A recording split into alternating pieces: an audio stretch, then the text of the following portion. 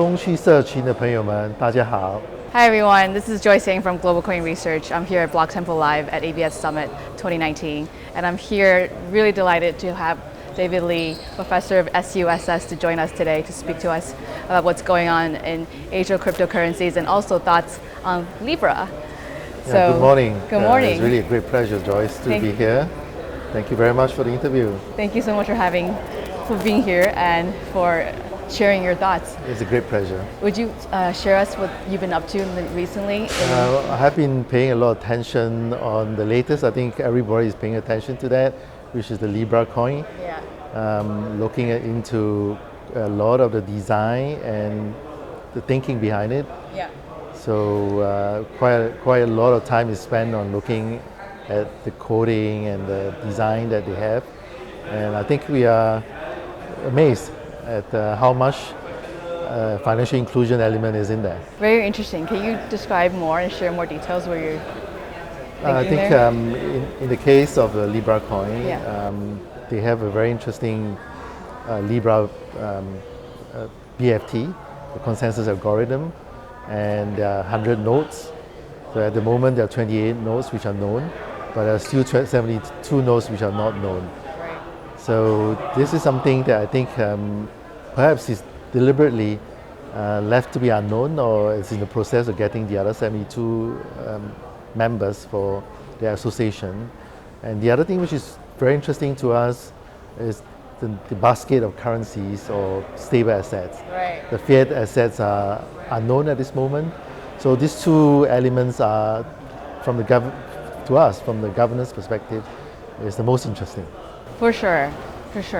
I mean, currently it sounds like a lot of eyes are on Libra Association, and we have seen so far a lot of the governance players coming from the U.S.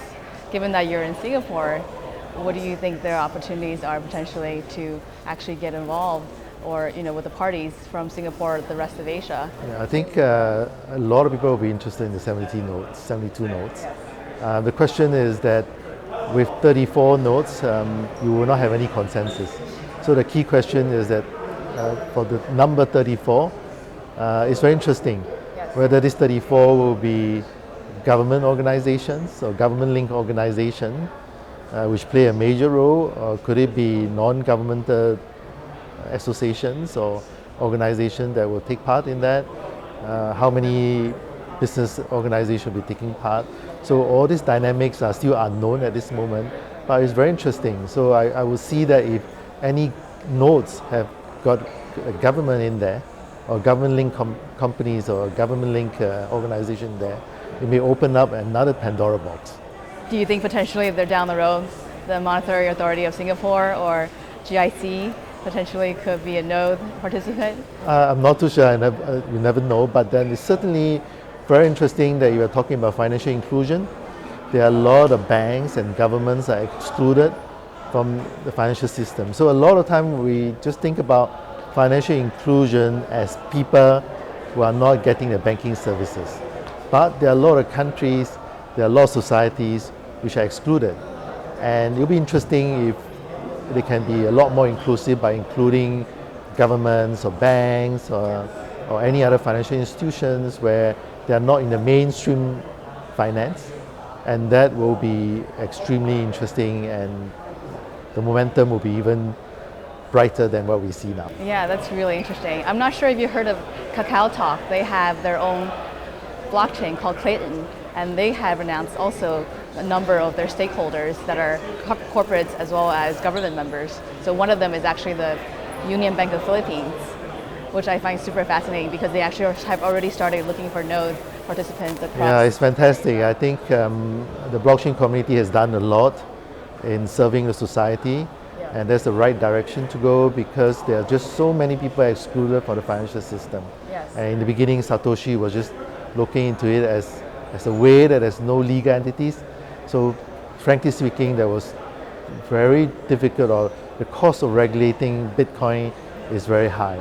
That design thinking is crucial in the sense that if there's no link to any financial entities or any regulation or any fiat currency, you are actually imposing a very high cost of regulation. So in the case of Libra, there's a link. And the link, or in fact, there are two links. One is the licensing, the other one is the fiat currency. I'm sure, besides the Libra coin, there will be a lot more coins coming out, having even better design thinking to serve the society. And it is very interesting in the sense that it is not competing with the financial institutions in one way. They're actually creating new business models and value adding to the entire global economy. That's wonderful. If the Libra team came to you today, where would you encourage them to look in Asia to kind of go out and reach out to? I'm sure they have a lot of very good advisors doing that, and I'm sure it doesn't hurt to have you there. I would just say that that the two weakest links. I'll be very frank with them.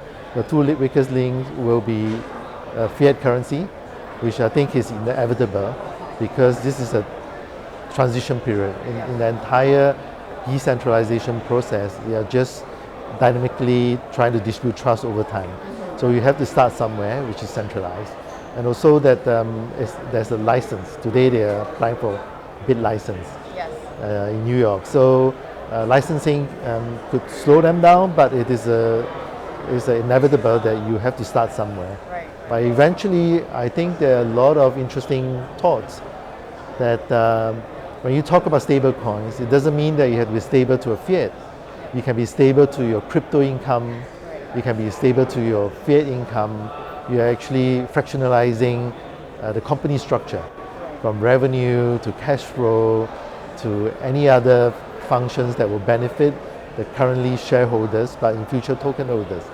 So this fractionalization of company structure and company benefits is certainly the way to go, and in the future I will see a lot more innovation coming from there, and thanks to Libra coin for opening up the Pandora box. Yeah. So I'm curious, did you see a lot of really interesting things happening in Asia after the Libra coin was announced? I think a lot of things have happened, and the most important is always mindset. There's always a mindset that even the best economists in the world, even the best regulators in the world, they were just thinking that cryptocurrency will not cause any systematic change to the financial system. Libra coin has shown then that cryptocurrency, especially token economy, is something to pay attention to, because the thinking, the technology, the governance structure, the incentive system using tokens can make changes to the entire society, can make changes to the entire financial system, can make changes to the society structure, which we have all been talking about.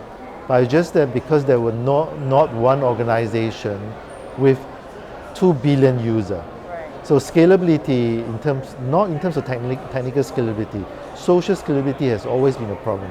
And suddenly we have Facebook with 2 billion and targeting another 2.7 billion customers, and that will account for close to probably 5-6 billion out of the world population, 7 billion.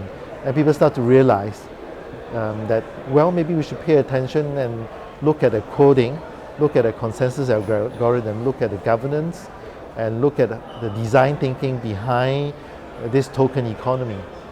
So I think to answer your question, a lot have changed. A lot have changed because I think suddenly they find a use case that is serving to society, which is financial inclusion. It is not totally decentralized, but it is a movement towards decentralization because it's 28 nodes to 100 nodes in 5 years. Eventually decentralized. And we never know that we could also have a token that is just backed by crypto income rather than just fiat in the future when you have enough branding or reputation. Yes, yes. So that would be very interesting. I'm very excited to see how this plays out. And I know there are reports about Facebook talking to the Washington, D.C. as well as the regulators in the U.S. Where do you think that this is a good place where they will eventually find a balance and kind of agreement? I think since 2008, the global financial crisis, we have the QE infinity. right? And quantitative easing has got lots of money going into speculative activities, including real estates, complex instruments and so on. As far as I understand, the regulators are very concerned about complex instruments. They are very concerned about leverage, especially, we have the books of central banks going up 4 times or more. At some stage, you need to unwind. And you can see that job creation has become a major problem. We really need to bring a lot more people back into the financial system. We really need to have a lot of new business model. We really need to serve all these people with a high marginal propensity to consume. It's only by serving them that the economy can have sustainable growth. So I think in the heart of the regulators, they understand that the existing financial system is in a dire situation, that we need to pay a lot of attention. And it doesn't help we have a trade war or tech war or chip war that is ongoing, and we could split into 2 supply chain blocks, and people are just very concerned that the whole economy is going to slow down. So we are looking for catalysts. And it is great that I think they're beginning to see that token economy and tokenization is a way to be going forward. It doesn't have the threat of like AI, that it could be very biased in terms of analysis, or it could invade into privacy. So they suddenly realized that blockchain could have great implication for privacy protection, have great implication for growing the economy sustainably. So all in all, it fits into the global picture of what the regulators want. I see. So it sounds like they're aligned with the ethos, but it may have to deal with this big monster that's Facebook, separately in some ways. Yeah, I think they're able to separate it out. Yeah, I think the big problem is still that because we have an existing regulatory framework, which is on the surface is working quite well, but the underlying trend is really unhealthy. So everybody is searching for another new financial architecture and structure so that the world can continue to grow. So I think the regulators are very aligned with the blockchain community. I'm glad to see that there are a lot of alignment of interest that's going forward, and I see that with corporate coming into the picture, where they are more comfortable than having people that they don't really know at this moment, but they eventually get to know, because the token economy and the blockchain community actually are very inclusive community. They're not only inclusive in terms of finance, but inclusive in terms of technology too. Yes. So we probably will see a lot of convergence of technology with blockchain, with IoT, with AI, with big data, with AR, VR. So it's a bright future if the whole world embrace blockchain. That's wonderful. And you see regulators kind of across the globe, in the US, and also you are based in Singapore, so we talk to a lot of the regulators there. Where do you think the breakthrough kind of opportunities are in Singapore and in Asia for cryptocurrency? I think in Asia we have more than 50% or close to 70% of people who are underserved. And a lot of countries are not really plugged into the world financial system. So not only the people, but also some countries are being left out in the development of the economy, in the access to cheap capital, but they all have handphones. So no matter how poor they are, they all have handphones, they have livestock. They're not really poor. They're poor only in the sense that their assets are not tradable. And blockchain can allow whatever assets that they have, like the cow we use for farming or for milk, to make it tradable. And blockchain could do that. You can tokenize, and you can use other technologies, facial recognition for cow, facial recognition for pig, and GPS and so on, and put it on the blockchain.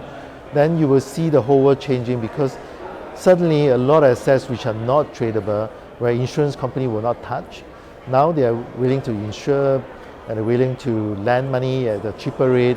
So when this country have access to cheap capital, you will see that they will start to grow. So in Asia, we have a lot of needy that require cheap capital, and blockchain can bring cheap capital to all these countries so that they can grow.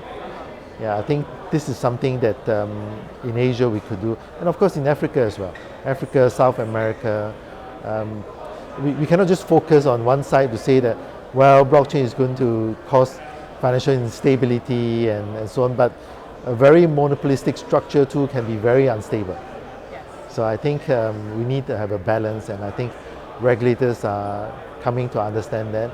And sometimes I do conduct classes and sharing session with regulators around the region. And my own view is that the time is right for the blockchain community to let people know how they can serve the society, how that they can complete the ecosystem, and how they can really bring everybody together through the governance structure of blockchain as well as smart contract. Yes, yes. It sounds like the regulators are very proactive in engaging with the communities in Asia. You know, in Thailand, I've been told that the regulators are talk to the entrepreneurs in the industry a lot, and as well as in Singapore. You know, I don't see that as much as in the U.S. At least not in a very, you know, in a very proactive, but also in a very transparent way. Well, actually, they are. Yeah. They are also very proactive in the university. We have invited the SEC commissioner Oh, I meant to come from to the US. Singapore. Yes, Oh, wow. July 29th, 30th, and we invite you to come. Hester Pierce, is it? Yes, Hester Oh, Pierce okay. is coming, and we have a lot of people from think tank in the US and around the region coming for a day of closed door discussion on 29 and open door on the 30th. So you are invited, and anybody who are interested can come over, and we probably will have podcast or live coverage on the second day. So I think everybody is moving the right direction. I wouldn't say that there are any regulators who are willing to be left behind. And I wouldn't say that there's FOMO either. There's no fear of missing out. It's just the right thing to do. The right thing to do is to understand the technology. The right thing to do is that you don't front run the technology in regulation, and you don't be lagging behind the technology, because that will cause systematic risk. You really have to be in line, in step with the technology.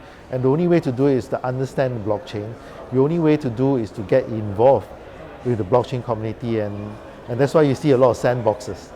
Because if the blockchain community is just sitting next to you in your office, of the regulator, you can just walk across and say, hey, what's the problem you have today? You know, say, oh, I have this problem. Then say, okay, why don't I talk to my colleague who's regulating you and find a solution for you? So I think the whole landscape of regulation has changed. Regulators are friends of the blockchain community, and the blockchain community is really working closely with the regulators and find a solution to serve the world, to complete the incompleteness. I think it's very positive. I don't see any negative in that.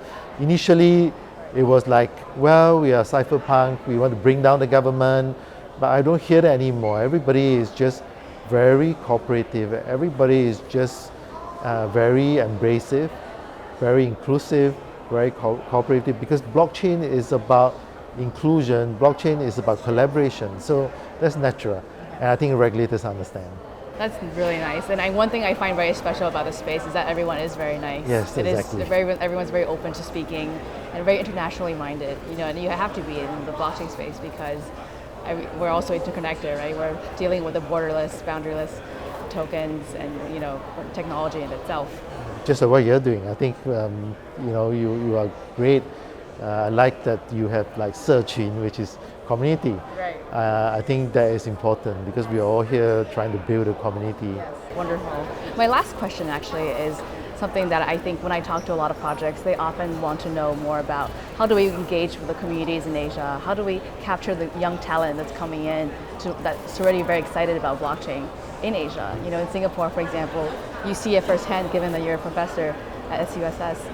Yeah, I think in Singapore we have taken a lot of steps. We sometimes somehow feel that a lot of research universities, they're just focusing on esoteric research at the ivory tower.